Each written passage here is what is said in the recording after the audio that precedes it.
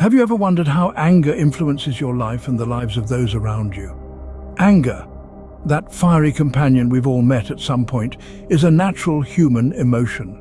It's a primal response, an alarm bell ringing out when we perceive an injustice or threat.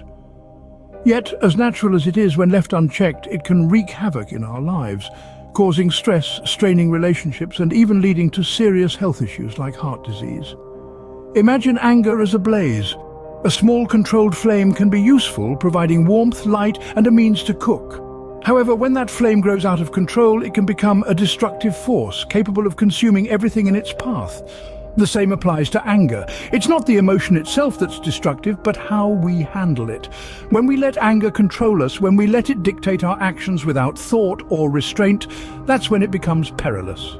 Let's delve a bit deeper. Imagine your brain as a complex control center. When anger flares up, it's like a red alert being sounded, activating the amygdala, our brain's emotional processing center. This then triggers a cascade of physiological responses. Your heart rate increases, your blood pressure rises, and your body releases adrenaline, preparing you for a fight or flight response.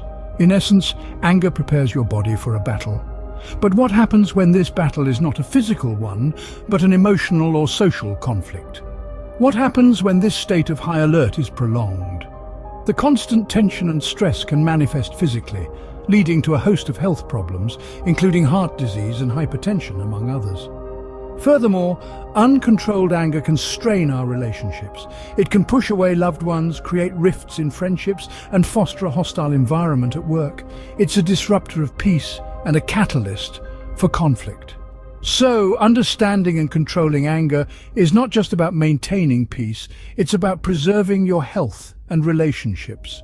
Remember, it's not the flame that's dangerous, but the wildfire. It's not the emotion of anger that's destructive, but its unchecked expression. The power of anger can be harnessed, but the peril lies in letting it run rampant. But what actually happens in our brains when we get angry? Well, let's dive into the fascinating world of neuroscience to unravel this mystery. When we experience anger, our brain undergoes a series of rapid and complex changes. The epicenter of this emotional upheaval, two almond-shaped structures nestled deep within the brain, known as the amygdala. These act as the brain's alarm system, detecting threats and triggering emotional responses, including anger. Now imagine the amygdala as a vigilant sentinel, always on the lookout for potential danger. When it perceives a threat, real or imagined, it sends a distress signal to another part of the brain, the hypothalamus. This is our command center, responsible for activating the autonomic nervous system, which controls involuntary body functions like heart rate, digestion, and yes, our fight or flight response. The hypothalamus responds to the amygdala's alarm by initiating a series of physiological changes. It orchestrates the release of two key hormones, adrenaline and cortisol.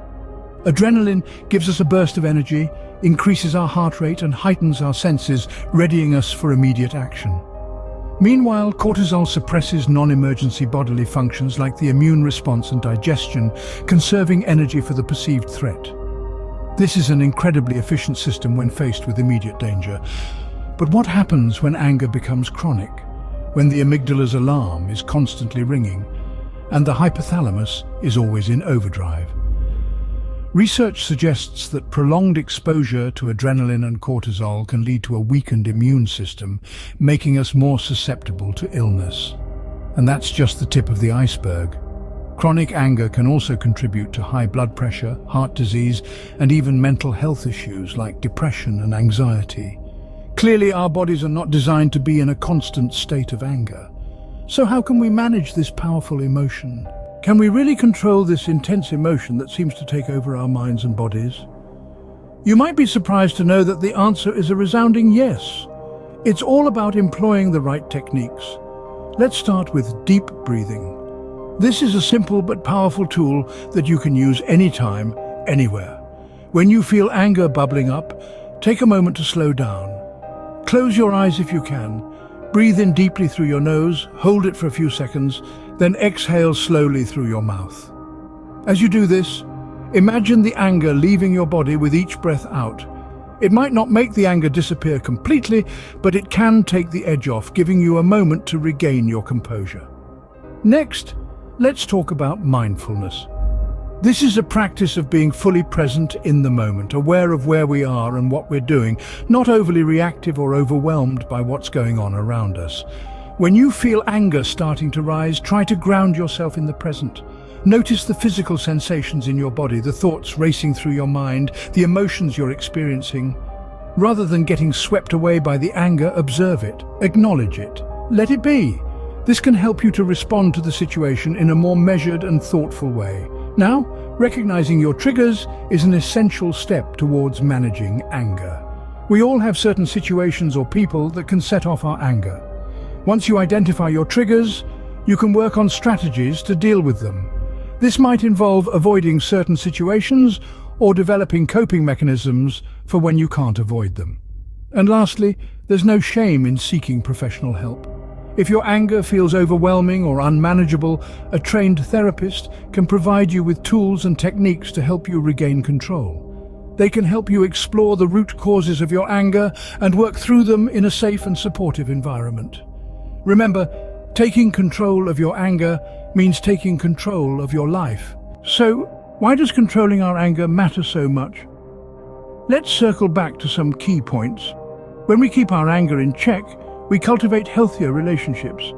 We foster understanding, empathy, and compassion, replacing the destructive force of anger with the constructive energy of connection. But it's not just about our relationships with others. Controlling anger can significantly reduce stress levels.